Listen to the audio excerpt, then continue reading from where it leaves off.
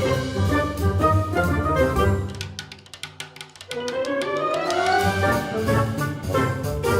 kids, my name's Jason, and today I'm going to be reading Nora's Beard by Archie Ferris. This is the story of little Nora Bloom, the girl who grew a beard. Nora Bloom was 5 years old and very curious. Her father was 35 years old and loved coffee. Nora's dad belonged to an exotic coffee club and would get some new beans every month. Nora was told it would probably stunt her growth, but every month she would ask her father for a taste. One month, the coffee came in a special bag. It was double sealed and had a warning label. It said, "Adults only. No child should ever drink this. Ever." Nora was a curious child. So curious that now all she could think about day and night was taking just one small sip of her dad's coffee. Her dad took the warning seriously. "Sorry, kiddo, no coffee for you this month." But one morning, just before she had to skip off to kindergarten, Nora snuck a sip from her father's forbidden cup. Nora knew immediately that she had made a huge mistake. Not 10 seconds after she put the cup down, a full beard had grown from her chin to her belly button. Nora shrieked. Her father shrieked. The cat shrieked. "Nora, no!" Her father passed out. The cat passed out. Nora ran to her art cubby and pulled out her pink round-tipped scissors and rushed to the bathroom. What she saw in the mirror was truly impressive. This was the sort of beard that would take a man over a year to grow. She started cutting the hair, but her scissors crumbled into 1,000 pieces. It was no use. Everything she tried failed to cut through the super strong strands. On her way to the garage to get the chainsaw, her dad woke up. Let me help you with that, sweetheart." And they marched into the garage together. They broke the chainsaw, a hedge trimmer, an old axe, and managed to pull the bumper off the family car. Nora had a beard, and nothing she tried could change that. It was time to face facts and go to school. Her father sent along a note that read, "Dear Mrs. Fellows, Nora has a beard. This is not a joke. Sincerely, Mr. Ned Bloom." Nora was afraid that the kids and teachers would make fun of her and call her names. But to her surprise, they thought it was awesome. Plus, Nora's beard was so strong she made quick use of it on the playground. The older kids could use her beard to pull her up into the tree with the bird's nest that was normally off limits for little kids. She could tie either end of her beard to the swings, leaving her hands free to make airplane wings, and best of all, she could tie a jump rope to it and swing 3 ropes at once. After recess, Nora's class went to the library where she was mistaken for the librarian, Mr. Dewey. Nora didn't mind. She helped check out a book while Mr. Dewey took a nap under his desk. Maybe having a beard wasn't so bad after all. By the end of the day, not a single person at Nora's school even mentioned it. It was as if she'd always had a beard.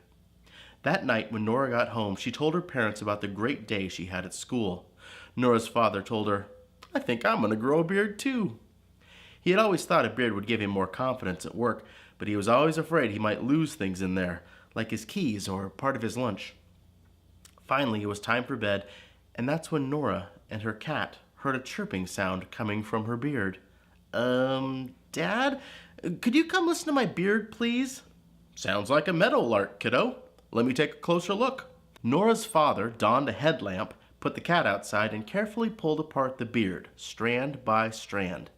There, in the deep recesses of Nora's beard, was a nest with a mommy meadowlark and 2 babies. "Looks like you got some stowaways." The birds were eating part of a peanut butter and jelly sandwich that Nora had dropped during lunch. "They should be fine in here if you just want to leave them be." And with that, her father closed up the beard and tucked her into bed. 3 weeks went by, and Nora started to forget what life without a beard was like. She only occasionally had problems, like when she would close it into the car door, or keeping her cat away from the bird family, or when the petting zoo man thought she was too old to come inside. But for the most part, having a beard and being a 5-year-old girl seemed to work out just fine. But then, her father's next batch of coffee arrived. It was also in a special bag and was double sealed. Nora's father read the warning label. Hair grinder coffee is so strong it will make grown men cry, send gentle ladies running for the hills, and cause little girls' beards to fall off. Nora glanced at her father with a sly look on her face. Dad, does that mean I can drink that coffee and my beard will go away? That's what it sounds like, her father replied. Is that what you want to do? I don't know. At first I didn't like my beard. I was afraid of being different and didn't want kids at school to make fun of me. But they didn't. Actually, I found that being different can be kind of fun. And my beard is home to a small family of birds. What will happen to them if I get rid of my beard? Nora wondered. I'm sure the birds will be just fine, sweetheart. Nora reached across the table, grabbed her dad's coffee, and took a drink. She started to shake, her face puckered like she'd just eaten an entire lemon grove, and her beard fell to the ground. It's almost summer. I didn't want my face to get too hot. Maybe I'll grow another one next winter, Nora said, smiling at her dad. Good point. But my beard was just starting to come in, her dad replied. I do know what to do with the birds, though. Follow me. They picked up the beard and birds and walked into the backyard. Nora's dad climbed the apple tree and placed the beard in a high branch. Beard nest, he shouted. The birds peeked out and tweeted happily. Nora and her dad looked up and laughed. The end. Hey kids, Archie wants to see your Nora with a beard. Maybe draw her with the bird nest, or working at the library, or with her dad and the chainsaw. Whatever it is, get creative and have your parents send a photo of your art to archie@archieferris.com or tweet him at archieferris, and your drawing might end up in a future show. And parents, speaking of activities, there are more goodies over at archieferris.com/Nora. You'll find a PDF of this story you can read to your kids, a couple of coloring pages, and a maze, as well as an MP3 version of this story you can play at any time. You can also subscribe to the Archie Alert and get an email when new stories get posted.